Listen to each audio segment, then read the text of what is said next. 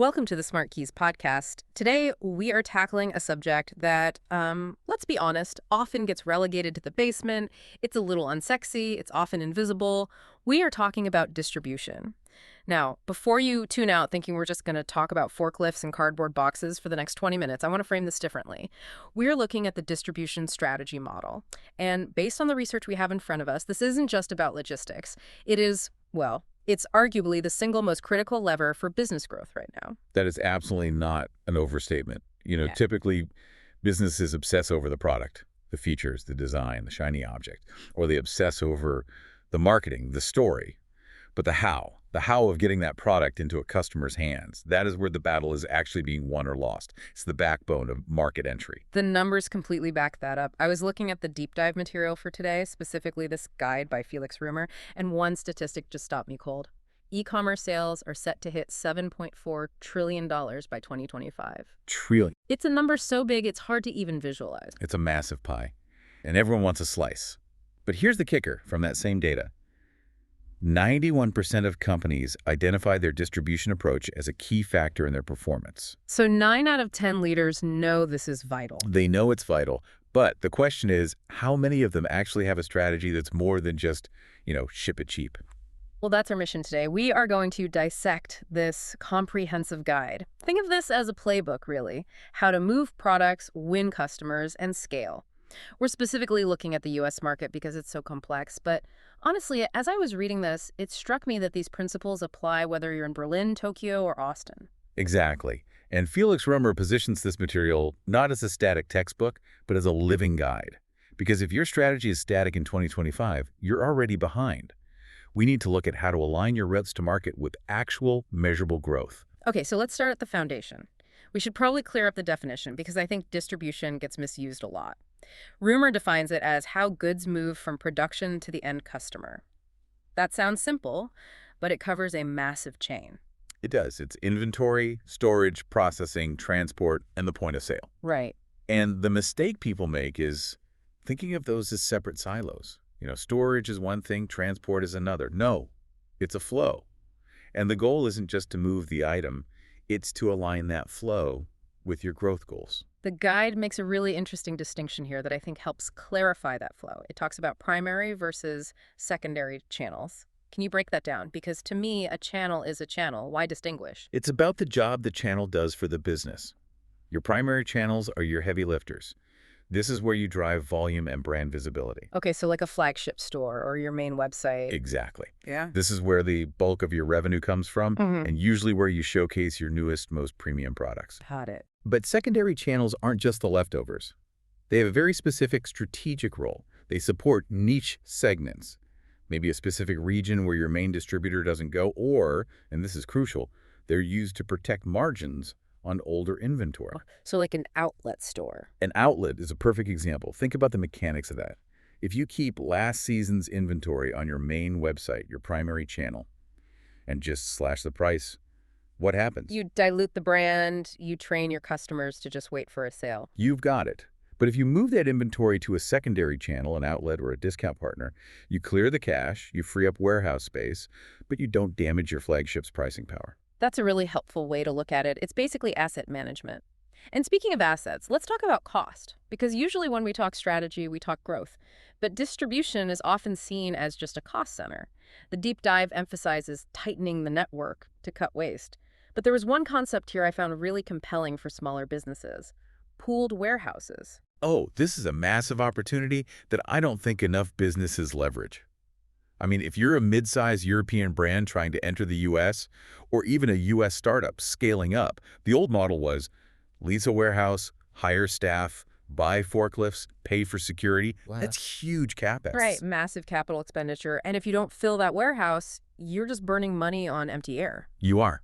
So pooled warehousing is, what did you call it, like a co-working space for pallets? Yeah, basically. That's a great analogy. You're sharing the infrastructure. You place your inventory in a facility that might house 50 other brands. You share the labor, the security, the tech stack. And the benefit isn't just lower rent, I'm guessing. It's flexibility. You convert fixed costs into variable costs. You only pay for the space and labor you actually use. Plus, and this is key, you avoid those hidden costs. What kind of hidden costs? Things like emergency freight because you're in the wrong location and have to rush a shipment across the country, or paying overtime because you got a sudden spike in orders and your 3 staff members can't handle it. In a pooled environment, they can just shift labor from another account to handle your spike. Sure. It lets you compete with the giants on speed and accuracy without needing their balance sheet. And speed seems to be the operative word, which brings us perfectly to the trends section of the guide. The landscape is shifting under our feet. Römer points out that buying habits aren't just changing, they're blurring. We call it omni-channel acceleration, but that's a buzzword. What it really means is that the customer doesn't see channels. No. They don't think, I am now shopping online. They just think, I want this shirt. Right, and they want it now. So we see ship from store, curbside pickup, buying online, and returning in store. But the most interesting shift in the source material is actually happening in B2B. Yes, I noted that. Professional buyers are starting to act like teenagers shopping for sneakers. It's the Amazonification of B2B. If I'm a procurement manager buying industrial parts, I don't want to fax in an order form and wait 3 days for a confirmation. I want to click, track, and get it tomorrow. B2B marketplaces are having to rebuild their entire user experience to match consumer retail standards. And that expectation of tomorrow drives the next big trend, the need for speed. The guide talks about micro-fulfillment and urban sortation centers. Is this just fancy talk for more warehouses? It's about where the warehouse is. Real estate in cities is expensive.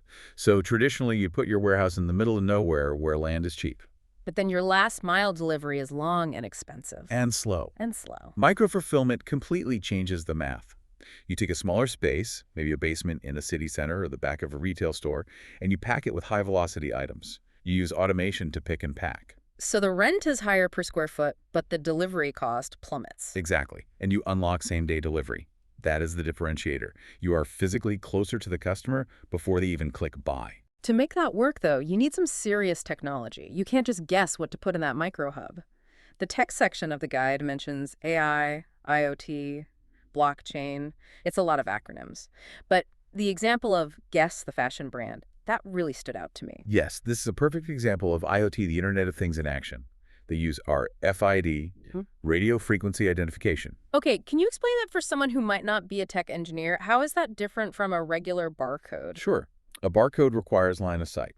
You have to physically find the tag and scan it with a gun. It's manual. And because it's manual, inventory accuracy in retail is, well, it's notoriously bad, often around 65%. 65%.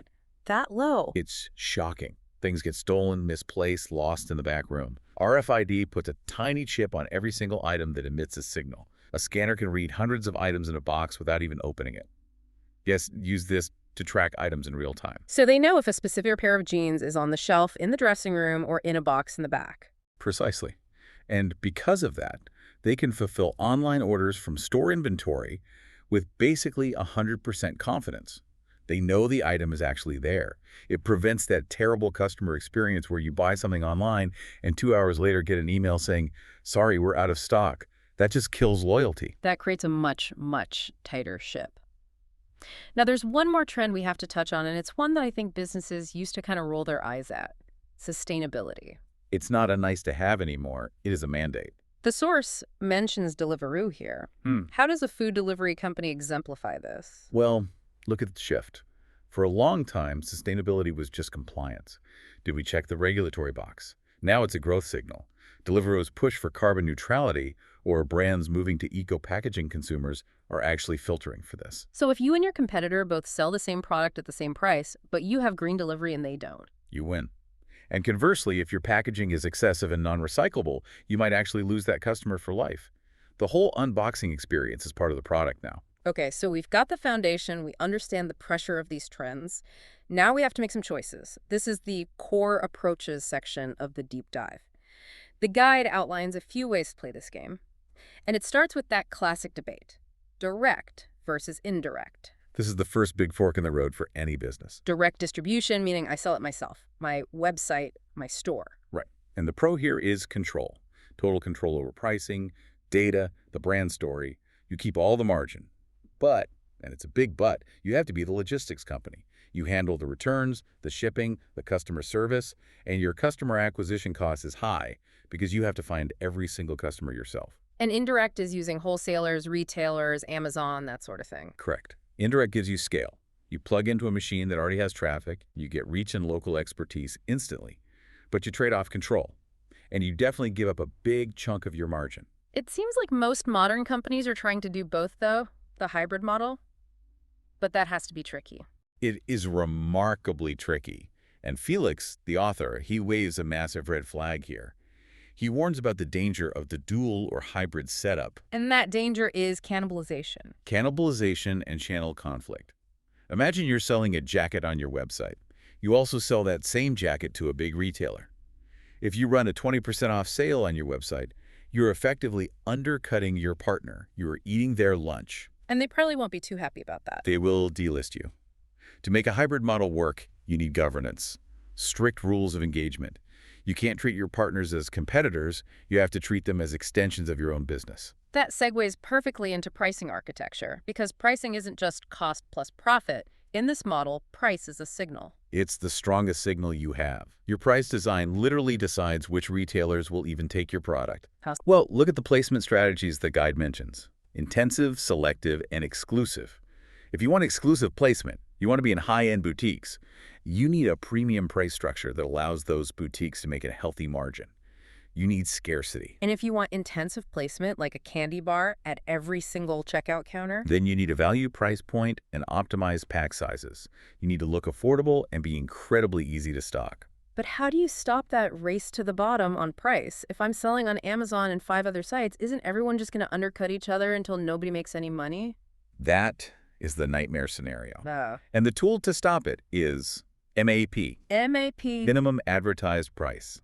is that a law? It's a policy you set with your retailers. You say, you can sell this widget for whatever you want, but you cannot advertise it below $50. This stops the visible erosion of your brand value, because if a customer sees your premium product in a bargain bin online, your brand equity just evaporates. Okay, I want to pivot slightly because the source material does something really interesting here. It steps away from selling physical widgets, and it looks at the hospitality industry. Why include hotels in a distribution guide? I love this inclusion. Because hospitality is the ultimate perishable inventory. If you don't sell a hotel room tonight, you can't sell it again tomorrow. That revenue is gone forever. It puts the stakes of distribution in very sharp relief. And the battle there is between direct bookings and OTAs. Right, OTAs are the online travel agencies, Expedia, Booking.com, those giants. They're the indirect channel for hotels. They bring a ton of demand, but they take a huge commission, sometimes 15 to 25%. Ouch. So the hotel wants the visibility from the OTA, but they want the customer to book on their own site to save that percentage. Exactly. It's a perfect example of channel management. The strategy is to use the OTA for the billboard effect, get seen, but then offer something on your direct channel that the OTA can't match. Like a lower price? Usually not price because of rate parity agreements, but value. Book direct and get free Wi-Fi. Book direct and get late checkout.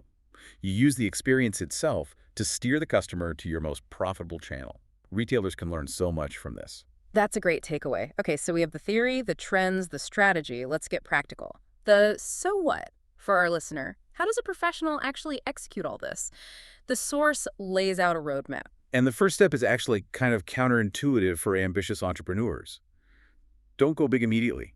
Pilot, measure, scale. Why is the pilot so important? Why not just launch? Because your assumptions are dangerous. You might assume your packaging can withstand a cross-country trip. You might assume customers will pay for expedited shipping. Until you test it in a small, controlled pilot, you're just guessing. And once you are ready to sign those partners, the guide talks about partner enablement. This really stuck with me. It's not enough to just get the contract signed. No, signing the contract is just the starting line. You need to provide what the source calls a pack of ready assets. What's in that pack? IRAS images, pre-written product descriptions, pricing rules, playbooks on how to handle customer questions. You have to make it incredibly easy for the retailer to sell your stuff. If they have to work hard to list your product, they won't. And alongside that, you need SLAs, service level agreement. Yes, these are the rules of the game. What's the required on-time delivery percentage? What's the acceptable error rate? What happens if a box arrives crushed?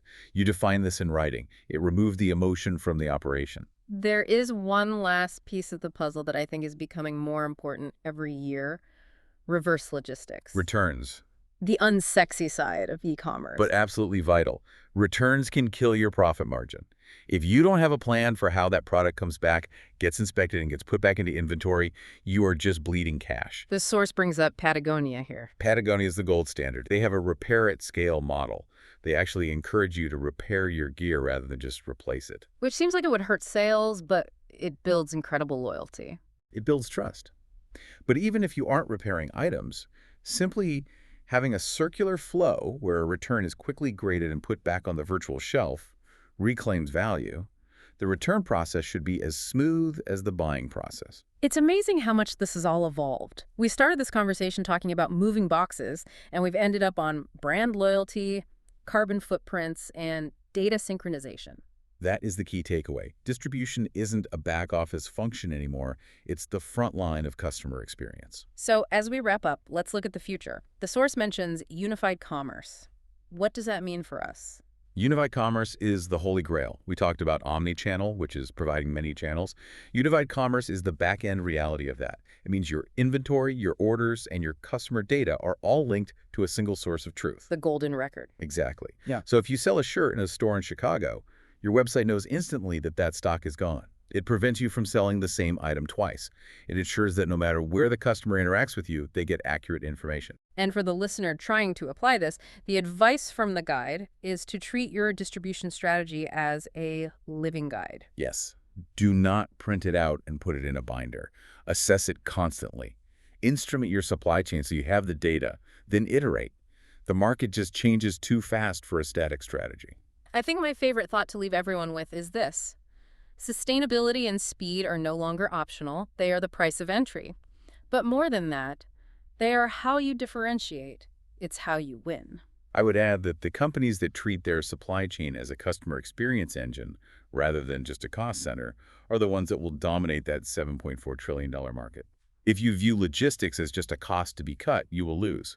If you view it as a way to delight the customer, you win. Powerful stuff. It's not just about moving boxes, it's about moving the business forward. Thank you so much for tuning into the SmartKeys podcast. We hope this deep dive gave you some actionable ideas for your own strategy. It was a pleasure to break it down. If you enjoyed this conversation and want to stay ahead on the future of work and business strategy, please make sure to subscribe to the podcast.